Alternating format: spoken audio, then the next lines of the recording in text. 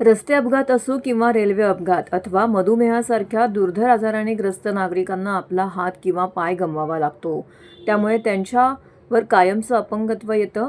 अशा वेळेस त्यांचं जीवन अंधारमय होत असतं. अशा रुग्णांना एकनाथ हिरक आरोग्य वर्षाच्या निमित्ताने तसेच राज्याचे परिवहन मंत्री आदरणीय प्रताप सरनाईक यांच्या वाढदिवसानिमित्ताने शिवसेना वैद्यकीय मदत कक्ष, doctor Shrikant Shinde foundation, Arogyadoot foundation व रत्नानिधी चॅरिटेबल ट्रस्ट यांच्या संयुक्त विद्यमाने दिव्यांग बांधवांसाठी मोफत मॉड्युलर हात व पाय बसवण्याच्या शिबिराचं आयोजन करण्यात आलेलं आहे.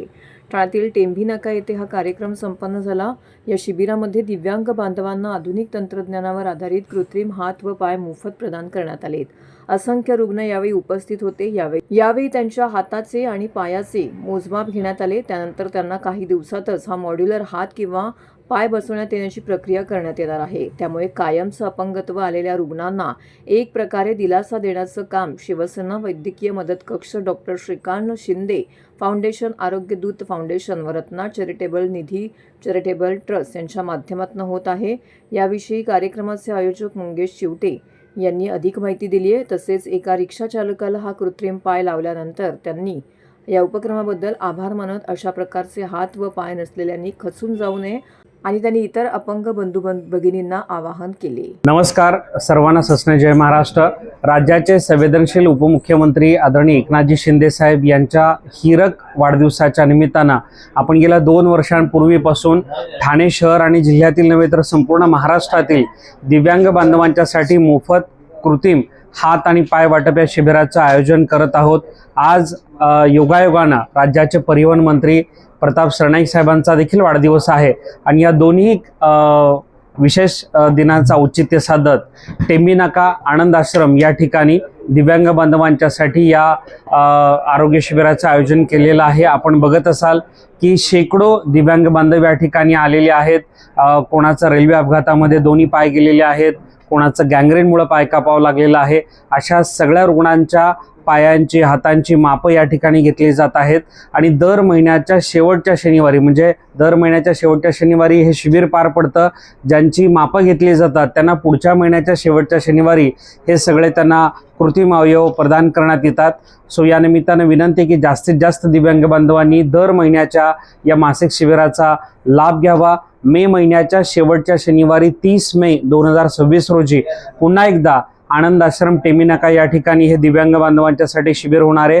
तर याची माहिती जास्तीत जास्त दिव्यांग बांधवांच्यापर्यंत पोहोचावी ही विनंती या निमित्तानं आम्ही करत आहोत. आपण बघत असू की समाजातील जे दिव्यांग बांधव आहेत, जे अपघातग्रस्त आहेत, ज्यांना अपघातामुळे अपंगत्व आलेलं आहे, ज्यांना गँग्रेनमुळे अपंगत्व आलेलं आहे, असे अनेक जे पेशंट्स आहेत त्यांना वेळेवर त्यांच्या तपासण्या होत नाही, त्यांना कृत्रिम अवयव मिळत नाही हात किंवा पाय, आणि त्यामुळे त्यांना त्यांचं आयुष्य अगदी घरातच काढावं लागतं.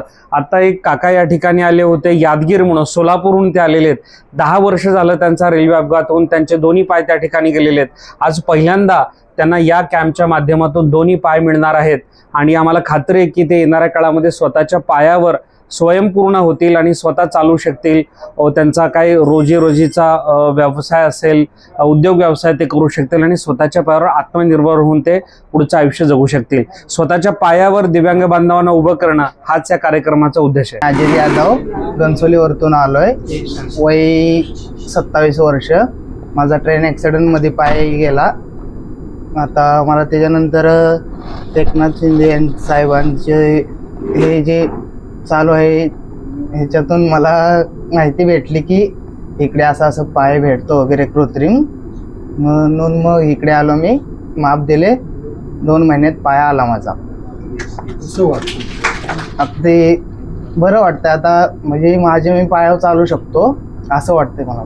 आता रिक्षा चालवतोय तर असं वाटतं ना की कुणाच्या ह्याच्यावरती नाही, आपण स्वतःच करू शकतो. आपण स्वतः घरच्यांसाठी वगैरे करू शकतो व्यवस्थित. त्यांना सांगन ना मी की इकडे फ्रीमध्ये भेटतंय वगैरे पाय वगैरे असं. नाही ते तर आहेच, परंतु जीवनाची लढाई न हारता आता तुम्ही जसं काम करता तसं काम केलं पाहिजे ना, घरी नाही काम केलं पाहिजे. तसं सांगा ना, थोडं विस्तृत सांगा. नाही तसं नाही, जसं जमेल तसं सांगा. जसं जमेल तसं नाही. पहिल्यांदाच मी आता बोलतोय असं. नाही, प्रत्येकाने तुमचा आदर्श घेऊन पुढे गेलं पाहिजे. माझा आदर्श घेऊन असं पुढे गेलं पाहिजे. कोणी घरात न बसून